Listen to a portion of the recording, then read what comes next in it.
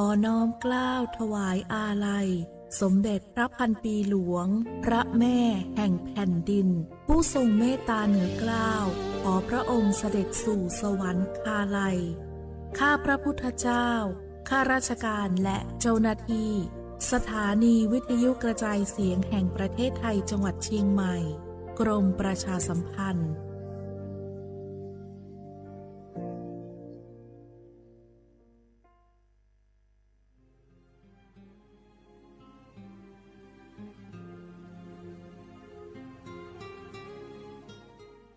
This is a moment of profound grief for the Kingdom of Thailand.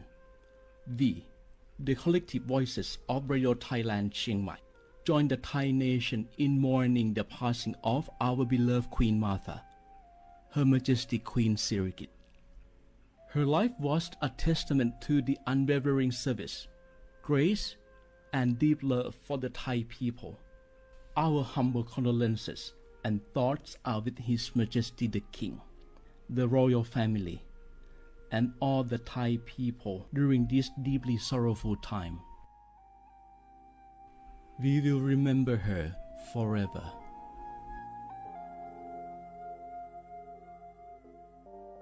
Nga hu la hu ya cho che thoka thai mi gu ve jomo o ilo asa le kai pe vi thapa to nga hu ni ma lu ja vi yo nga hu mi ve o ilo le mi jomo ve o pa lo ge lo mu no ma kho lo ko i pe vi yo nga hu te ga le le ka nga hu mi jomo o ilo tha ha vi o kho lo yo tha kha tha ka do no che tu yo nga o to le la hu cho che ve o ta la hu kho pao se ma nakha bo phe vi yo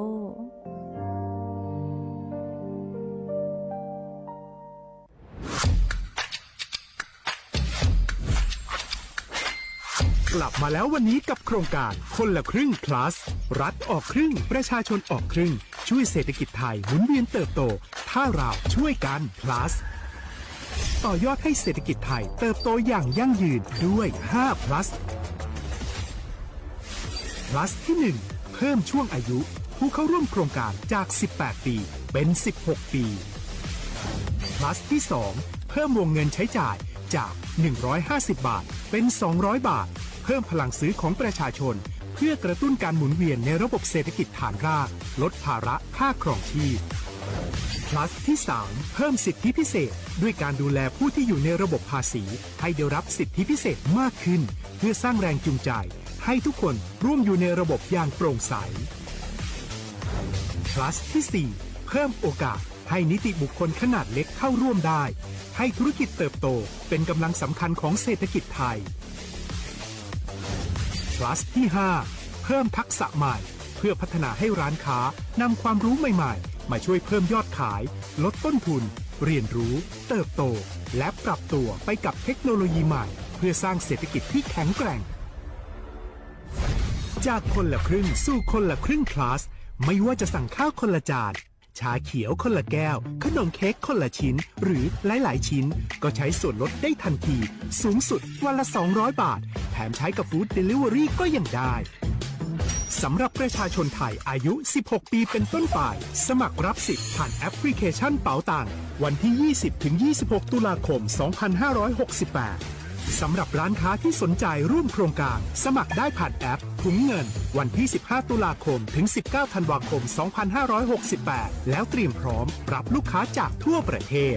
เพราะนี่คือโครงการที่คนไทยทุกคนช่วยกัน plus เพื่อให้เศรษฐกิจไทยโตไปพร้อมกันโครงการคนละครึ่ง plus ดำเนินการภายใต้เป้าหมายที่ชัดเจนของรัฐบาลในความต้องการกระตุ้นเศรษฐกิจลดภาระค่าครองชีพให้ประชาชนและยกระดับศักยภาพผู้ประกอบการไทยให้พร้อมในยุคดิจิทัลโดยยังคงยึดหลักความโปร่งใสตรวจสอบได้และป้องกันการใช้สิทธิ์ที่ผิดวัตถุประสงค์คนละครึ่ง plus เพิ่มพลังเศรษฐกิจไทยพร้อมโตไปด้วยกันเส้นทางสายหมอกที่สวยที่สุดในเมืองแพร่กำลังรอทุกคนไปวิ่งด้วยกันครับทุกก้าวของคุณคือพลังของลมหายใจชวนเพื่อนชวนครอบครัวมาวิ่งฝ่าสายหมอกเพื่อโรงพยาบาลแพร่ในวันอาทิตย์ที่ 7 ธันวาคม 2568 บริเวณลานกิจกรรมหลังวัดพระธาตุช่อแฮ มาร่วมกันส่งต่อพลังแห่งความดีเพราะทุกก้าวของคุณช่วยต่อชีวิตให้กับผู้ป่วยในโรงพยาบาลแพร่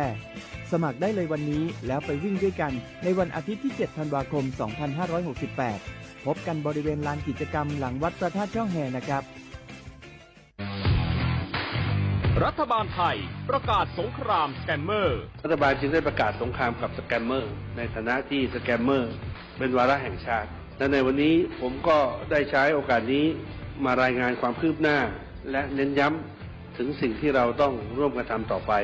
รัฐบาลได้จัดตั้งคณะกรรมการอำนวยการป้องกันและปราบปรามอาชญากรรมทางเทคโนโลยีขึ้นมา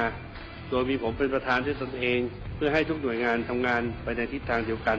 เราได้มีการลงนามบันทึกความเข้าใจระหว่าง 15 หน่วยงานหลักทั้งภาครัฐและภาคเอกชนตลอดจนสถาบันการเงินเพื่ออุดช่องโหว่ทางการเงินและตัดเส้นทางเงินของกระบวนการอาชญากรรมเหล่านี้ให้สิ้นซาก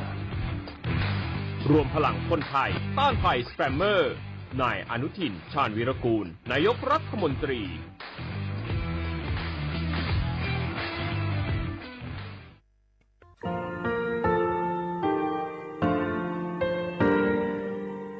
งาคือมีติปิเพกาเวเชแลงาคือติกาติฉือแลติเลเพกาเวมาเฮยาค่างาคือชอยาออโตโคโลกาติเชเวอคืออคาติผาคาชุโยอาชุโยเวโยกาคาเดติเลอติแกกาพุติลาวิทปาตองาคือชอยาอาสติกาเวโยงาคือออโตโคโลอคืออคากาติเชเวเวอีเวมาโกติยาเลเลทอกาอายีเวคาช่วยเพเวโยอลักวงงาคืออตุคอลูอคืออคากาติยายามาเตียลาบิลโกงาคือชอยาทอกาอาสติมากาเวคาชูงาคือมีติปิเพกาบิเจแลงาคือติมูติฉติเพเลอติกาเลเลอาชุยเวอเวปุตาเวกันติภาคาเสติเกคาเดกากาติเชวิทัปาตองาคือมีติปิฉกิเพลากาบิโยเชแลงาคือเทโจโมโคคางาคือมียาถาตอกคอปิลาตาเวปุราเวติชเสนีเสหปามัชหปานิหิงาติชออกขอทามัววิทยาลัยวิชาการศึกษาประสามิตรโกเวออคโลจากเกรทาเทโจโมโคโฮคางาคือมียาถาปิยาลาตาเวตอกคอติพายโย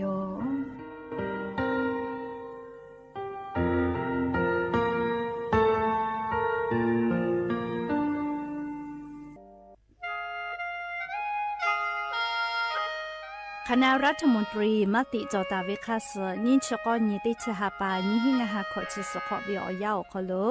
มติจอเลจิชิตาเวคาสงาหุงมียาบะติเวพ่อปะหาจอเชเวงาคือไทมีเกขอเชอวิชอติภาทาบะติปีแต่กุเลจิชิตาเวคาสมีเวอเลียวค่ามาตราติชสอคโลกุบุตาเวงาคือมีอคโลชอตอชอลุพ่อเวพระราชบัญญัตินิหิงาหันชิญขอคโลกุบุตาเวคาสไทมีเกคโลพอลุลาและเชลามอวิชอติภาและทะเบียประวัติภาคเดเจจอวิชอติภาไทยมีกอคโลลุลาตาวิมมีเวอเลียวค่ากฎหมายค่าเสือคาเดลุลาเลเชเพตูออโปงาคือมีญาติภาษาสถานะคนต่างด้าวเข้าเมืองโดยชอบกฎหมายก็เวบะติภาติปีแต่ก็แลจิชิตาวิโยเปิดตาแลมาตราสือทวิอคโลกบุตาเวพระราชบัญญัติสัญชาตินิหิงาหาหิขออคโลกบุตาเวแลงาคือไทยมีกอคโลปอวิชอไม่กะอปออิติภาไทยมีกอคโลเชมอและทะเบียประวัติอคโลบะมาโจเฮเวกาญาติภาแลสัญชาติไทยติภาลอเพวิเจกุที่ออติอคโลโลโกสำนักบริหารการทะเบียนกรมการปกครองออติอคโลกาจาจาดาเลกาจาลอยวิเจออกาญูเวตันจาวติภาแลนี่คือทะเบียนประวัติคาสืออเพซานาอคโลอาจุยากาติเวอญอยาอคโลจาลอยเพวิเจนี่ชกอนิติชหปานิหิงาหาขอชกอขออุโสจิแมเชกาลิงาคือไทมีกอคโลมาติคอรมอนิชกอนีติชาปานิหิงาหาขอชสขออคโลจิชิตาเวคาสืองาคือมียาบะติภามาจอเฮเวไม่เลกะบะมาจอกะไทมีกอคโลเซเชเพตุเวบะติภาติปีแต่โกเลจิชิตาเวคาสือติปอกอยู่เวลาเลนอลาวิโยแม่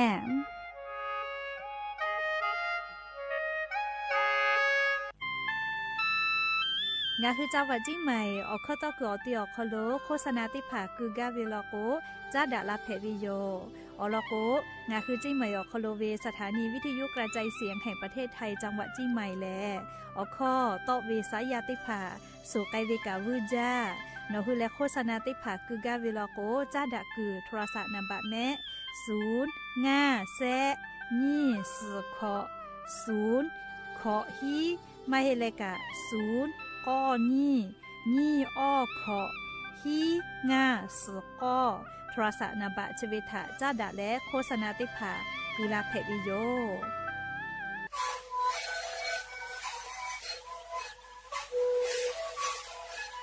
ชีวิตคือหนูคือยาแก้เชื้อเวออกข้อชิลและหูข้อต่อตัวออกทีจังหวัดที่ไหนเอ็มนาบาเต็งที่โอหาสุดขอกิโลเฮเต็งเลี้ยงหลอกเอาพ่อออยาก็ชิได้มาเลยไปแล้วได้ชิ้นมาเลย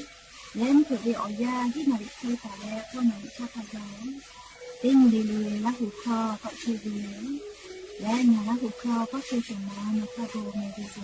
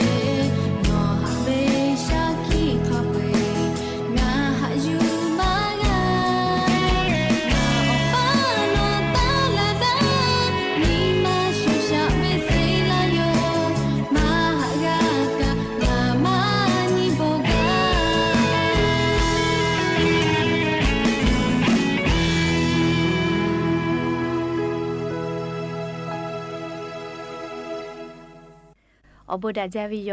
ยะนิมหลอกก็ติปอทอกาดาจาวิอญอยาเฉอคโลงาคือติปอกก็มีลาแลฉป้าอุปาโลเชตาเวงาคืออวิอญลาหุยาติภาเกลไรกาอบุดาจาคโลกาพูกามอดาแลอคอกากอกาดักอิเชวิทาปาตออรอเปติกาเลเลถาตาอุยอยาวิอคโลลาเซจาเลไรกาอบุดาจาคโลหาอยู่ลาวิโยแมหาวิอวิอญลาหุยาคาพอเชพอโลเชตาเวคาคิเพเชเลติกาเลลิกาจาเมดอเมซเมกาเมฮาเลโดซาปิเมนี่คือชอยาแลนี่คือขาเคติจาก็นี่คือออตุกะโอเคเพวิจิจราปะตอเชซาจอซาปุวิอพวกขจาวิอจึกเพวิทัปะตองะคือจาวิดอวิเชวิจอวิเตจลิลิพอกาอายิตาเลอาชุยอตุยอยากาเชซาจอซาปุตุอโปคาเดจูจาเลเตไกสิแมและยันยิเวอยาทอกาเชติสอคโลแลซึ่งยิติปอกอกามีลาเปยันยิแลติชุนิฮาปาดิสิบาฮาปาคโลฮาปาสุสญิพื้นเพวิโยและจะขอยิหินชงาขอสุขอนี่เลมุลกอเวียยาติชตินาลิตาและสาวมุลกอติชนาลิทักกายตินี่เลงาคือละหุคอไรกาอบุดาจาวิทยุเรดิโอ AM ติฮิโอฮาสจิกกิโลเฮิร์ตติไลพองาคือละหุคอตอกไอเชวิโยแมบุตรเลกันยุพติพอ Facebook Fanpage สวทเชียงใหม่ AM 1476พอกะไลฟ์สดติดต่อไกเชียวอวิอเนียละหุยาติพาติแกละหุคอพนาและนี่คือละหุชอเจทาโอกาปิดาไกเพวิโยและอย่างนี้มุลกอวิอยาคโลกายูเวลาตาวิอบุจอวิตาเลกาลิควายติพากะไลฟ์ยูเวลาตาวิโยแมจะได้เจอแหลงาคือไทมิงก็คโลกามุกะวิอยาเพวิทัปะตอกาฟาตาเจเวอานาแลเจเยอานาเจเยนะมาลูอานาเจเจเยลูอานาจิแมเรียกแต่ละไขวานุอานาวุปีนาอากาลูจาพิจายะพิพิย่อยเวกาติเลยายด้วยติพาลกหมอก็คือเซละเซลคโลอสุตอเบเวเลชะได้พากากาฟาตาเจเวจิแมมุกะวิอยาคโลแลอานานาเบไลจือโอกาอือวิแมเลขคนนี้หัวโอกาญูเวลก็เชหาจอหาไงวิโยและเชเวอโคกาจือยานากว่าละก็เลจือยานาอปุมากาไลจือจอวิทัปตอติคือกาจือยนาลาวิแมเลียอชุพุเวลนาเวจะได้ผ่าเพเวลก็ในหัวตัวนาจาและสกัสลาวิแมเลขโกเตกาเลกาอายีอยู่และสติตาเลนาเลโอกาซาจตัวอโปคาเดจุจาเลหาซากิสิแมและยันยิเวอยาและชุนิเพวิทัปตอเตกาลิลิกาตาลูปีแมงาคืออโมอีจาเวอโมเพกุทกาญิมาพ่ออายีอุจาเวเลเยกาโยเยกาคโลจอดาฮอดาปุเวลโกอัตโมติจืติกาดาเวกาจากาดอเวอบูกาวิเจเลเลกาเยคอกาคโลกาเชซาจอซาปุเวอบูติภากาลุลาวิเจเขกงาคือราหุยาติกาเลกาเยกาทาอายีคาเดยูเลติกาเลติกานากาดาตุอโปอยากะคาเดปีดานาอุคาเดติดาเยกาคโลจอดาฮอดาปุเลหาดาเปดาวิเยกาเพอลาโกเลเลงาคือ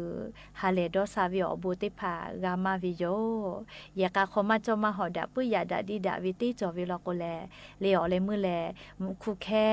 ติจาวิมันนะหิกามุคุแคปอยลาจ้อยลาวิแมเลกาจากาดอวิอบัวชิมาโกเลเชซาจอซาปุเวอบัวชิเตภากาเมวิเจเลขโกติกาลิลิกาอายีอยู่และอาชุยอยากาทักคเดอยาปีและจอดาฮอดาหาดาเปดาวิยากาเพกาตัวอปูติกาคติกากะคเดนาดาแม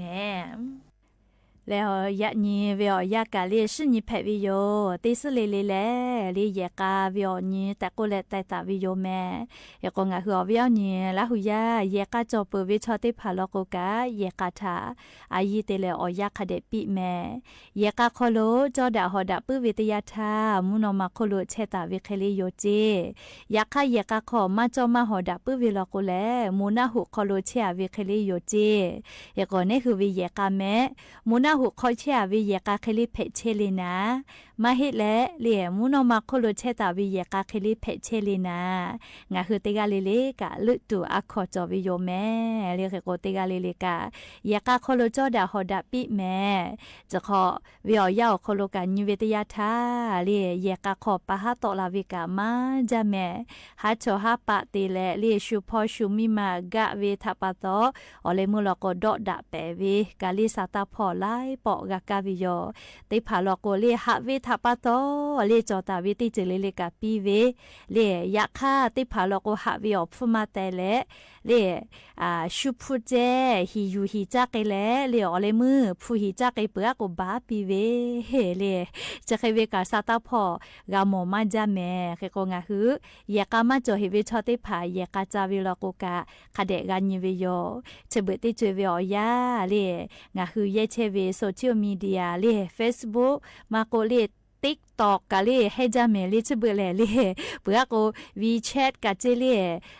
คำมุนชิมมีอคโลจาดะก็ดะวิซาจาไงจาวิทัปโตชอยาเล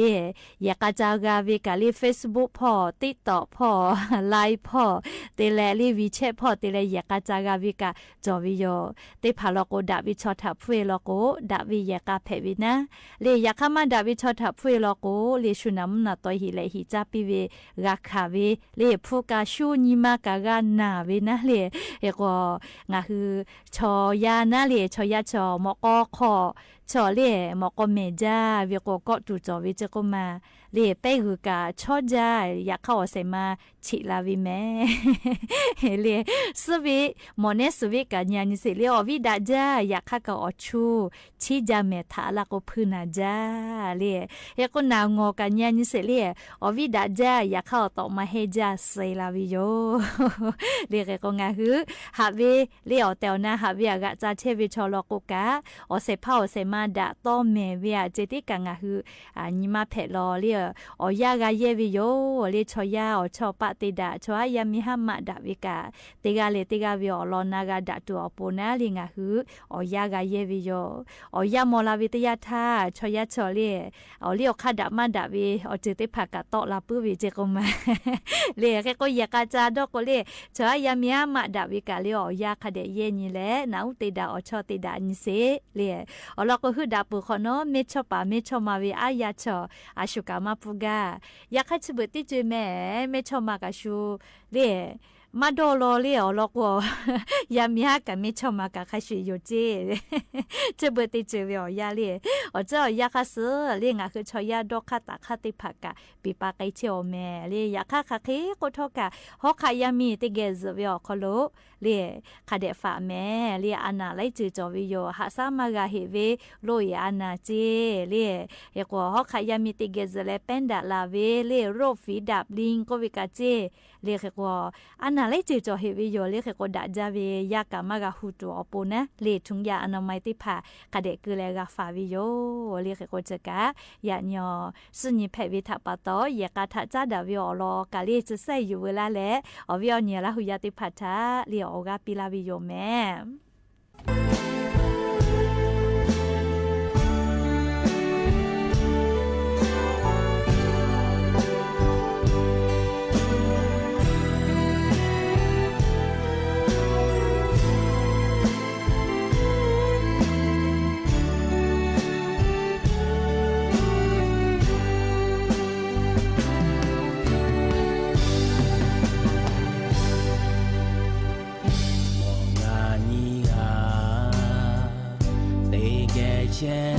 เจ้าเดียงานมาดอสาหาเลดายาอายานีโมมาเชเบปาโตมีกูไปคุยเวเค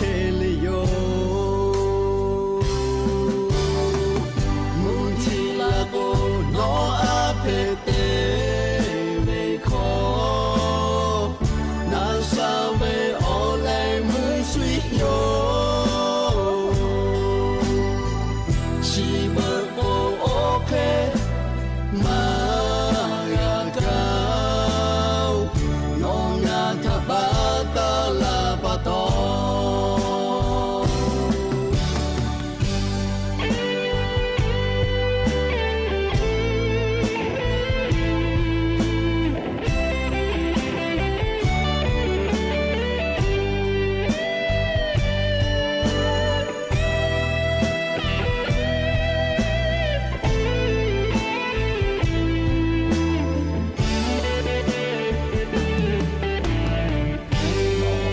这里接下接了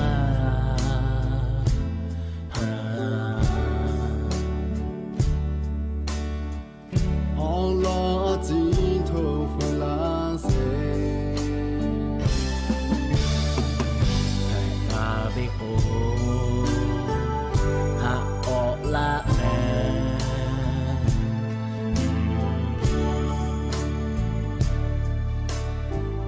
ngano thati lo chewe o mutila ko no apete we ko na sabe ole tu sweet yo she but okay ma ya ka no na thaba ta la pa to mutila ko no apete we ko na sabe ole tu sweet yo she but okay ma ya ka no na thaba ta la pa to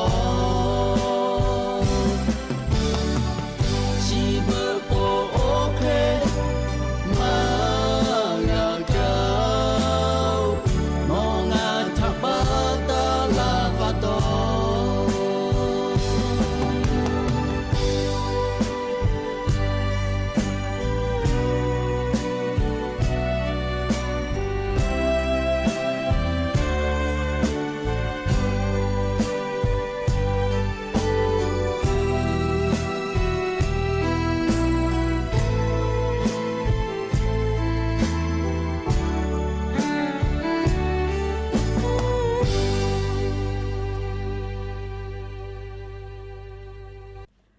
ở với nhỉ là hủyติเผาก็จะแม่ย้ายติผาถ้าเรียชุลิไฟฟ้าติผาตาดอดจะแม่อเราก็ชุลิไฟฟ้าออกโลอต่อมาเฮจาโลเจก็มาใครจะเฮเวเลก็เลียชุลิไฟฟ้าออกโลแม่เลียอัวชอเซก็เลชอมากะกึยตุเวสารมุฟอร์มารีติผาเกลือลอเจก็มาเฮก็ต่อมาเฮจาวิโยเลสุลิไฟฟ้าออกโลน่าเชเกลือเวแลจะรับปะตอนนี้คือยาไปยามีถักกะคาเดก็มาปิแม่เลี้ยวเราก็จะได้คืออานาถะต่อดะและฝาพอกาติเชเวกรมควบคุมโรคพ่ออยู่คือแต่ยิแลหมอวิเจสารฟอร์มาลีนเล่สุลิไฟฟ้าออกโลเกลือลอเจเลสุลิไฟฟ้าดอวิชอติผาแลเชซาจอซาพ่อก็ตูอือจ้าจีแม่เรียกว่าชุลิไฟฟ้าดอวิชอติกาเลกะสติเตเจเรียกเราก็ชุลิไฟฟ้าออกโคโลแมนัดสารฟอร์มารินดีไฮก็วิเตหมอวิเจเรียงไงก็ยาดองศพก็วิเจเรียชอเซกัวมากะกึยตุเวนัดจุกึตุเวเตผาชุลิไฟฟ้านัดจือขปอกคือเวลเจแค่ก็จะได้ผาแลดอลาเวมัวลาวิทยาทาลิงาหัวตัวโคโลมาเลอานาติผาแพกไกลาวิเจโกมาเลเฮกงาคือเมียวโคโลรัฐมนตรีกระทรวงสาธารณสุขพ่อเวชได้คือติเชเวแลลีนายสมศักดิ์เลเทพสุทีมยกโกเวนะมียาเชซาโจซาพ่ออปโดหาดอกคิจาเจหรือแลกายาไอยาเนติผาจะได้คือเวยาชุลิไฟฟ้าติผาดอจาโลจิเมลิจากะจาซาจาโกเวลเจคือก็ชุลิไฟฟ้าชื่อเวอคโลแลน่าชื่อปอกคือตาเวอต่อมาเฮเวค่ะให้ต่อเฮเวเลก็เลียสารฟอร์มารีนเลชอเซกว่าชอมากะกึยตูนะอปิมากะตูเลจุคือตูเวเลน่าชื่อติผาคือรอจิก็มาปทก็จะเวอเนี่ยละหุยติผาและเลจุยจอปานักวิจัยเลมหาวิทยาลัยมินนิโซตาสหรัฐอเมริกาเมียโคโลกายูคือฉันยิ่งแต่ยิ่งเลยหมอวิเจสารฟอร์มาลีนดีไฮก็เวลี่จะเวลาสาก่อนมะเร็งแผลวิเจเลี่ยมะเร็งอนาแผลไกตัวเวจะยุปีเวคเลียไกเวนะเรียกก็ชุลิไฟฟ้าเอาหัวโคโลปอกเกลือลอเจก็มาเรียกก็ซาก็จะพอแลคือไอแต่โยเล่มัวละก็แลเล่อดชพุกะลูกไกแลมาเลอานาติผาแผะแลแม่เสตาเลอสอสาพอกไกคือลาตุโยเจเฮก็ปุลตาทาลีสาตากะโตลาเว ยามีเอเจก็มาอาสาติชติขอเจติเฮเลมูจังหวัดอุบลราชธานีพ่อเชวิเจยาเอชติกาเลจวิเจมานาปุเจนูชูเวคทากาเลคตเลยยอชอโอกานาเปียนิเวชอเลชุลิดอเวลเจชุลิไฟฟ้าเลอะโลจวิเจซากอกามากะกะวิเจเลอเลมึงกะเลนะชยอกะหาซาวิเจแม่เลก็จะเมเลียวเวียเนี่ยละหุยติเผาเฮกงคือติกาลิลิกาลิสติติจอลแม่จะบึนี่ฮาเวียาวคโลแลดอปาเจติมาเฮเลียวเป้ากลูเชียวิชอติภากะชุลิไฟฟ้าคโลมขอซาตอลาเวียตอมาเลียวเป้ากุเชียวิชอติภากะคืออีวิเจเลจะดับปะตองคืออปอยติภากะย้ายด้วยติภาทาสติคเดปีและเลยาติภาทาคเดญหาสะแม่จะได้คือชุลิไฟฟ้ากะจาซาใจวิเจก็มาเลเชกุเยกุสอเลขอฮอเชวิติภากะจอวิโลเฮโกวิโยเลเฮโกงคือติกาลิเลกาลิอปอยติภายาตาดอมาเลอามาติเลียก็เนี่ยคืออปอยดอมาแล้วก็เลยยาเลอปอยนี่ดอมก็โยกะดอวินะเรียกว่ายื้อจาวิเนี่ยคือปอยติพาลียายติพาตาติมานะแล้วก็ยายเฉนี่คือปอยทันนี่เลยฮิยูเชวิเจเรียกว่าติกาลิลิกาสติตากาตัวอโปลีเพเชเวอลอสตาชริพายูเวลาแล้ววิญญาณละหุยติพาทะจะเกชลากาลาวิโยแม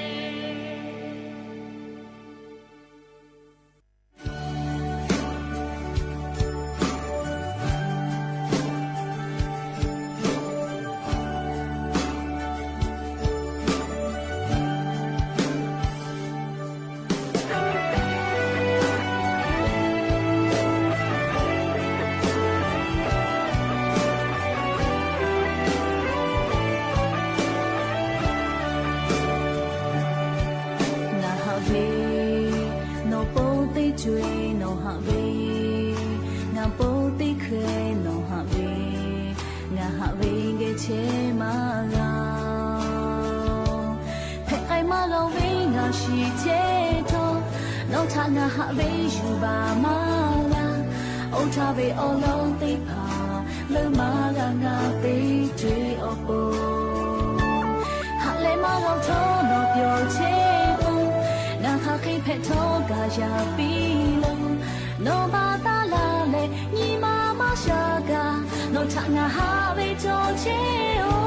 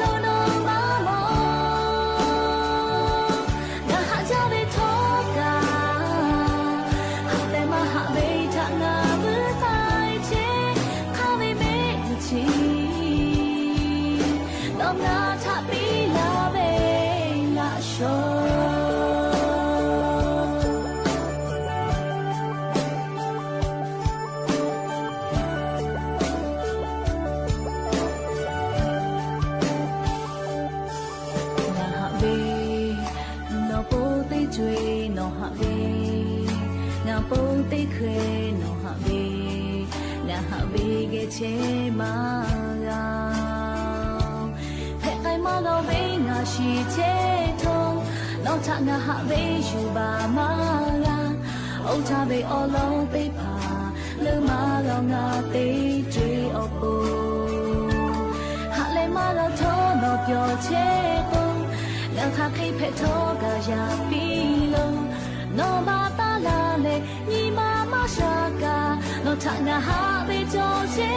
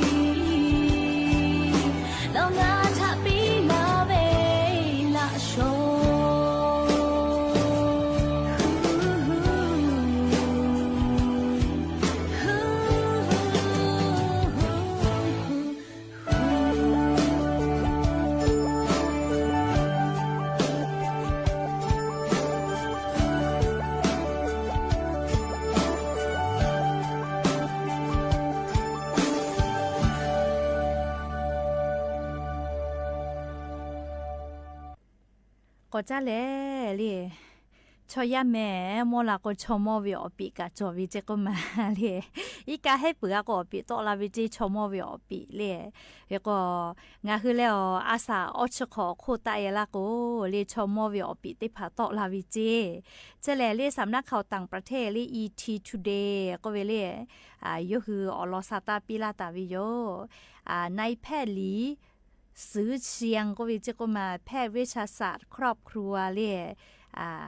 นัวไต้หวันเหมียวคโลวิมอสลากูก็วิจิก็มาชมอวิอปีก็วิชอลีชมอติกาลิเลเกโลแพวิไม่เจติพาลก็ชมอปีจอวิติพาก็ชมอปีมาจอวิกาจอวิเจเฮก็ชมอปีนิวิชเมอปีไขไกวิเลก็เลโอ้ลีนามาสัชุนามางาลีนี่คือยาวิอปีนะเรียอปีอุคลิกไกวิเจโอวิชอชมอปีเจก็มาเรียเจเวแลมอสลากูก็เวเลชอยา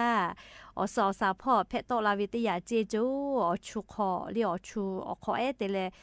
งัดนี่คืออหมอคอจเวเลไขมาเรียอชูชติภาคือโตลาวิเจอบาพ่อโตลาวินะอคอเตเลอบาพ่อโตลาวิเลยก็ชอยาชอโมลาวิทยาทาสานตันอนุมูอิสระก็วิชติภากากาเตเวยอกไกวิเจก็นี่คือวิอสอสาติภาปีปาไกวิโยลิญญานิเสมอละก็ไขไกเลปุติคาสอบใบเลนาเลวิกาโตลาวิมาก็มาเรียสักกาลาวิทยาทาติภาลก็อสากาเมเวจอวิโยลิเมาวิแลเรียงคือชอยาอาสาอชขอโคไตวิทยาทาสารต้านอนุมูอิสระก็วิชได้ผักกะยอกไกวิเจเรียกว่าอาสากาลาวินะเรียติภาลก็กูพ่อเรียนาปอขอนอพ่อมาก็เลยชอลักกะห่อเลยวุสปอสกะไกวิเจกอปียสกะไกปื้อวิเจติกาเลติกามาชุดานาเลยยก็งะหึยกะให้วิทยาทาสาเปคาเดกาเซชวิเจเลยชมโมละกะชมปิจอวิเจก็มาเลยก็ยิกะกะมาช่วยคาเดดอเจเลติกาเลมาฮิเจเลติผากัวชมปีจอเวติพาพากุมาจอเจเรียกกว่าชอยากาอสอสามวยวิชกาติกาเลติกามาชุดาลอติพากว่าสัชไม่กาลิเมฟุมเจ้านะติพากว่าสามาเจ้ากะเมฟุมามวยเฮเลจะกะนี่คือตุญญาสาวยากาลาวิจาวิดอวิเรียซมึกากาเจวิติพากาลาวิแม่เรียกว่างะฮือติกาลิกาจาวิดอวิเชวิจอวิพ่อกาเรียคาเดกาฟากันญาสาวินะเรียงะฮือตุโอกาสักคดีจอเลจ้าวิกาบูจอวิอเจติผักคดีกาจ้าวิเรียกคดีเลดักเกตุวิอเจติผักกาชุยอตุคดีกาติกาหาซาวินะลีกากาคดีกาเฮวิซาเปคดีกาเซชวิเรียชมติไม่เรียยันเนกาอปิจอวิเรียอยากชมปิไม่น่าเรียอปิญูเวฮาญูเวเรียติผักกูมีญูเวเล่ชอยาชกอปิจอวิแม่เล่เตปาก็คือเซนยูเวกาจอเวเล่ก็งะอตัวเล่ดักเกตุเวอเจเตปาคาเดกาติหาซาวิโยอิกาคาเดกาเฮเล่ซาเปคาเดกาเซชเวอาปูเวกากาคาเดกาชเวซาเปคาเดกุมุชาคาเดฮูกุเลกาวุวิโยเล่ดักเกตุเวอเจเตปากาหติหาซาวิแม่เล่เตกาเลกาอลก็งะฮือตัวดักเกตุคาเดติญหาซาปุลก็เนฮือตัวกะเชซาจอซาปุวิเจเรียกกาชมปิจอวิโลเจ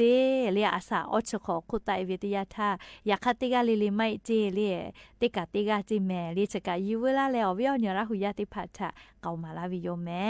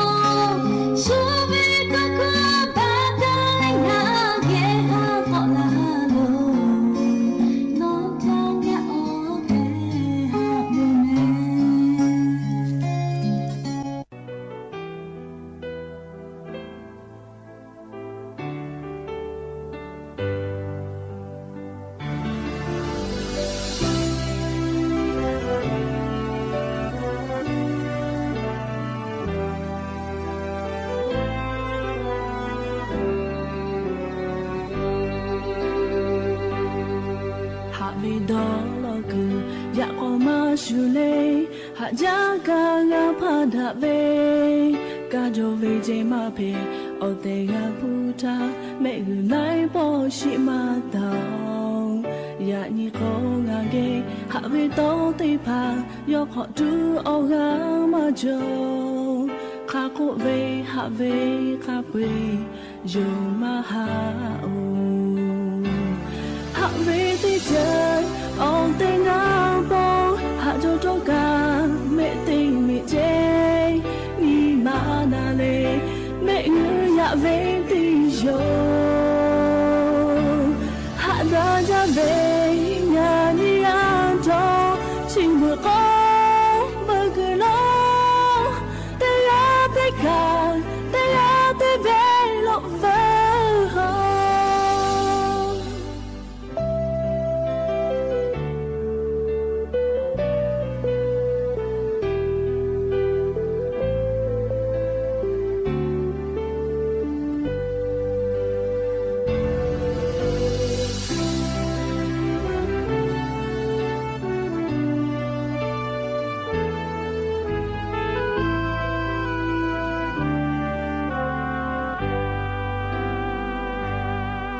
ya mu ha me o la po to me o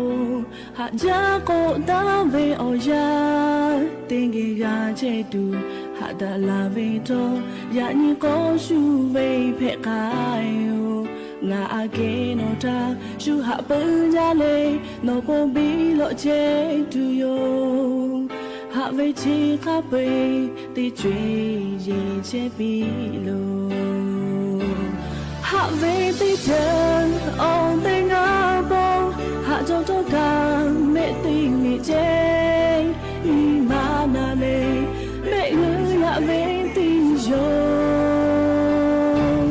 ha da ja về na ni an to chi mu o mu ku la te ya te ka te ya te ve lo ve ha về ti chân on te nga bo ha cho to ka me ti mi che ni ma na le me ngu ya ve ti yo ho ho ha da ja ve nya ni an to chi mu ko mu ku lo te ya te ka te ya te ve lo ve ho te ya te ka te ya te ve lo ve ho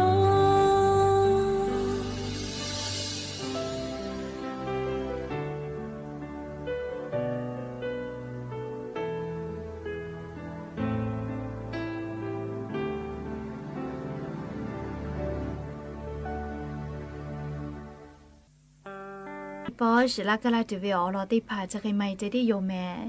ga ga phona le o ga pi la che ve nga hu ra hu ya te ga le le ka o bu ja te ga le le cha me do me che sa cho sa le ha le do sa le ya ni shi ni ga je ve o ni o ya che o kho lo te ga le ve ye ka o po da ve o ya ha le do sa ve o ya phe pi me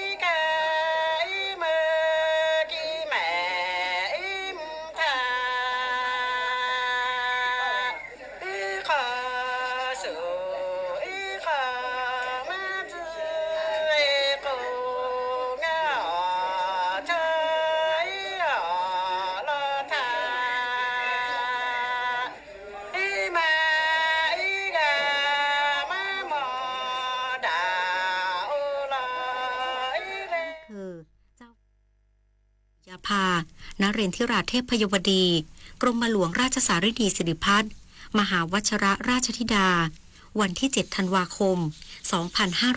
2568 ณ ท่าวาสุกรี เขตดุสิต กรุงเทพมหานคร